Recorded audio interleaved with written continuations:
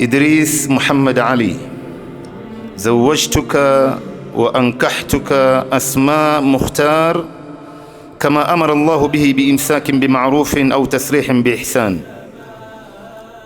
إدريس محمد علي، زوجتك وأنكحتك أسماء مختار بالمهر المتفق عليه. قبلت تزويجها ونكاحها بالمهر المتفق عليه. وأنا زوجتك، بارك الله لكما وبارك عليكما وجمع بينكما في خير.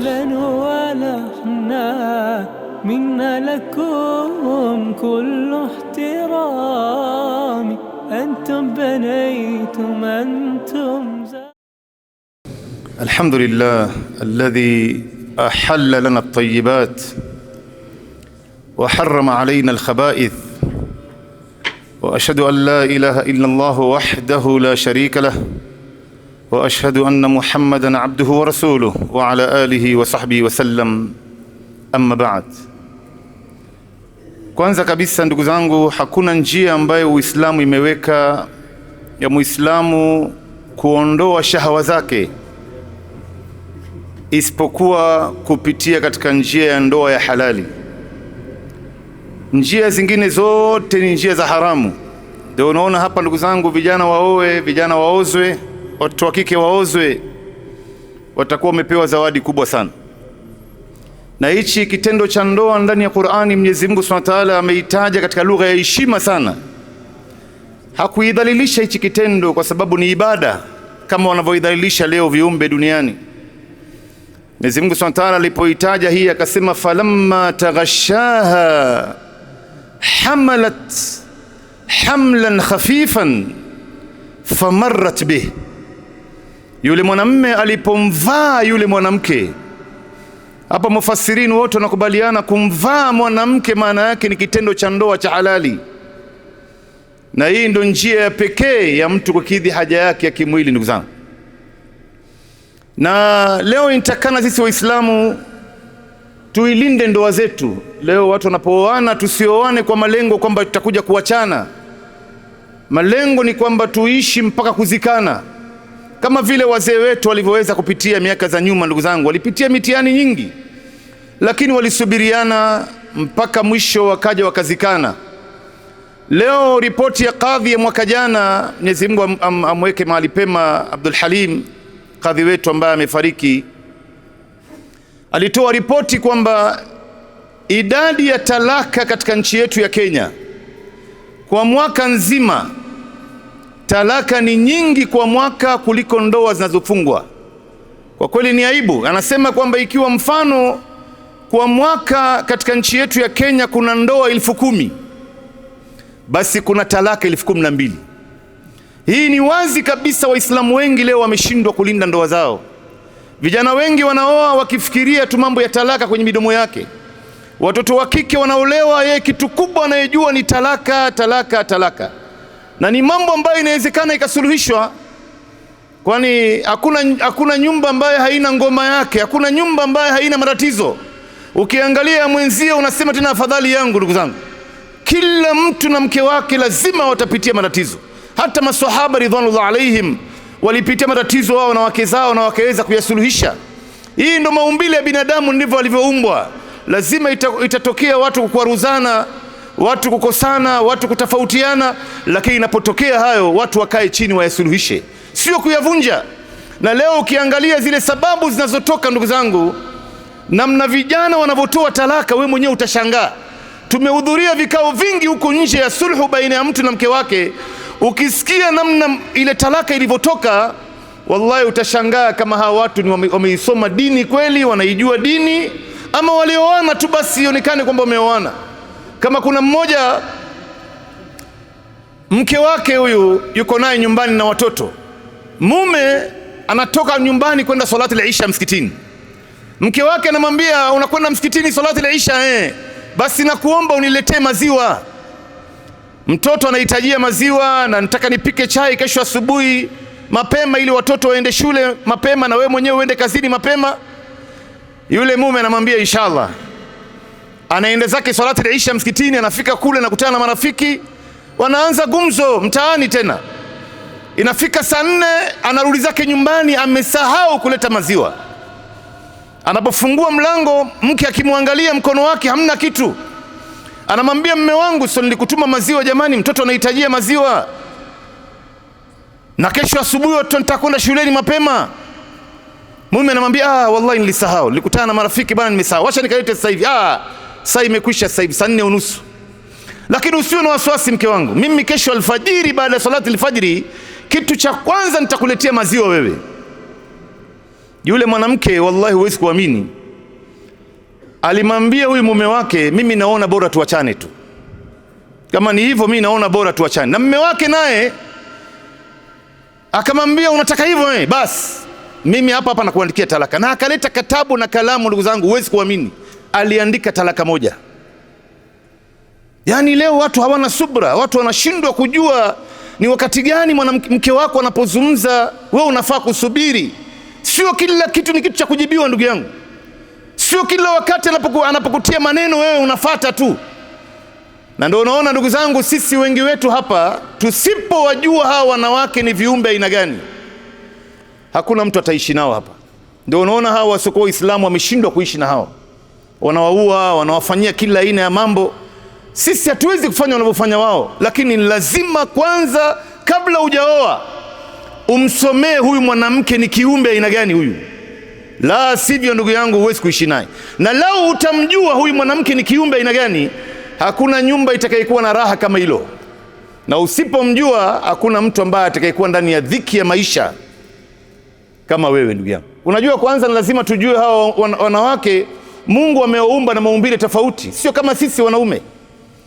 Anapokuwa katika hali fulani lazima wewe mwanamume ujue, hasa akiwa katika hedhi yake, akiwa katika siku zake za kutokwa na damu. Sio jambo rahisi hilo ndugu zangu. Anatokwa na damu masaa 24, muda wa siku 3, muda wa siku 5, muda wa siku 7. Hapo ndio nitakana umsubirie. Akitamka jambo lolote usimjibu wakati huo, kwa sababu sio yeye. Wewe leo ukikatika kwenye mkono wako, kidole chako tu ndugu yangu, umekatika kwenye kidole tu, damu inatoka hivi, unashindwa kulala, unashindwa kula, unashindwa kuzungumza, kisa na maana umepata jeraha kwenye kidole. Huyu anatokwa na damu masaa 24, unafaa kumsubiria vipi ndugu yangu? Wewe chukua mfano ndugu yangu, leo katika mwili wako wewe mwanamume, labda una maradhi ya gallstones au kidney stones. Kuna baadhi ya vijijiwe ndani ya tumbo yako, kwenye maini yako, kwenye figo yako, vijijiwe tu. Unashindwa kula, unashindwa kulala, ile maumivu ambayo unaipata isemeki. Huyu mwanamke amebeba kiumbe ndani ya mwili wake, sio vijijiwe. Ndio unaona ndugu zangu, ni aibu kwa mwanamume yote kumpatia mke wake talaka akiwa ndani ya ujauzito. Maana yake umeshindwa kumfahamu huyu. Amebeba na saa nyingine ni mapacha 3, mapacha 4. Kama juzi katika nchi ya Nigeria amezaa mwanamke watoto 6 kwa mpigo katika nchi ya Qatar. Amechukuliwa na ndege, amepelekwa Qatar, akaenda kujifungua huko kwa amalia. Lakini sasa unafikiri ni jambo dogo hilo? Sasa ndo hapo itakana wewe ujue kwamba huyu siye, anachozungumza si yeye. Itakana wewe unyamaze, sio kila anapoleta maneno wewe pia unaongea ndugu yangu. Ndo kama alivyotaja Aidh al-Qarni kwenye kitabu chake La Tahzan. Hichi kitabu kimebeba mambo ndani yake ndugu zangu. Anatoa mfano, anasema wewe mwanamume unapoingia nyumbani, tena hao wanawake wanangojea wakati unapoanza kula ndo anaanza haya maneno. Maana yake hataki hata ule, anakuanzia bwana, wewe mwanamume ina gani wewe? Anaanza kutuhumu sasa. Wewe unaacha shilingi 200 hapa nyumbani, unafikiri utapikiwa chakula? Na ndani ya nyumba kuna kila kitu, friji imejaa samaki, kuku, nyama, kima. Kwenye ghala kule imejaa kila aina ya nafaka. Hii 200 ni ya ziada tu, labda imepungua chumvi, imepungua kibiriti, imepungua dania. Anakuanzia pale. Unajua unafaa kumjibu nini wewe? Mwambie pole mke wangu, wallahi sikujua, mimi nilifikiri ni 2000 nimekupatia, kumbe ni 200, sikujua hiyo. Basi hapo utakuwa umemtupa chini. Atakuja na nyingine sasa.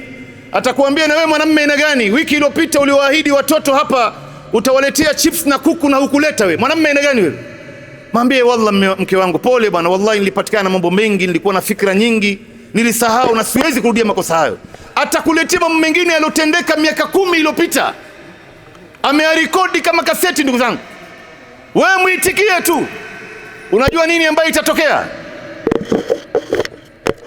Huyu mwanamke ataanza kulia na atakuomba msamaha, atasema matatizo yote ni mimi jamani, mimi ndo ambaye navuruga hii nyumba kila siku, matatizo mimi ndo nakuletea, wewe ni mwanamume mzuri, wewe ni hivi, wewe ni hivi.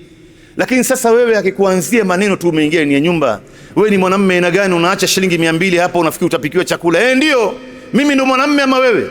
Wewe unajua hizi pesa zinapatikana wapi? Hii nyumba basi haitokalika ndugu zangu, na kila siku itakuwa ndani ya matatizo. Kwa hivyo tujifunze kuilinda ndoa zetu. Sio wewe unakwenda kuoa kwa sababu ya kuacha, tunaoa kwa sababu ya kuishi na tuweze kuzaa kizazi chema, na Mwenyezi Mungu Subhanahu wa Ta'ala amjalie Sheikh Idris Muhammad yeye na kizazi chake na mke wake maelewano, waweze kusubiriana mpaka kuzikana, na awape dhuria tayyiba, na Mwenyezi Mungu Subhanahu wa Ta'ala awajalie ni sababu ya kila mmoja wao kuingia janna.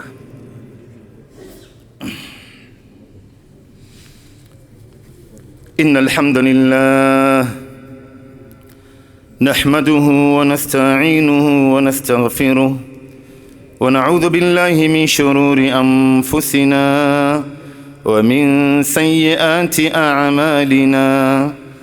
Man yahdihillahu fala mudilla lahu wa man yudlilhu fala hadiya lahu. وأشهد أن لا إله إلا الله وحده لا شريك له وأشهد أن محمدًا عبده ورسوله. يا أيها الناس اتقوا ربكم الذي خلقكم من نفس واحدة وخلق منها زوجها وبث منهما رجالا كثيرا ونساء. واتقوا الله الذي تساءلون به والأرحام إن الله كان عليكم رقيبا. يا أيها الذين آمنوا اتقوا الله حق تقاته ولا تموتن إلا وأنتم مسلمون. يا أيها الذين آمنوا اتقوا الله وقولوا قولا سديدا يصلح لكم أعمالكم ويغفر لكم ذنوبكم ومن يطع الله ورسوله فقد فاز فوزا عظيما. سوقيا كريم. إدريس محمد علي، زوجتك وأنكحتك أسماء مختار كما أمر الله به بإمساك بمعروف أو تسريح بإحسان. إدريس محمد علي، زوجتك وأنكحتك أسماء مختار بالمهر المتفق عليه. قبلت تزويجها ونكاحها بالمهر المتفق عليه. وأنا زوجتك، بارك الله لكما وبارك عليكما وجمع بينكما في خير.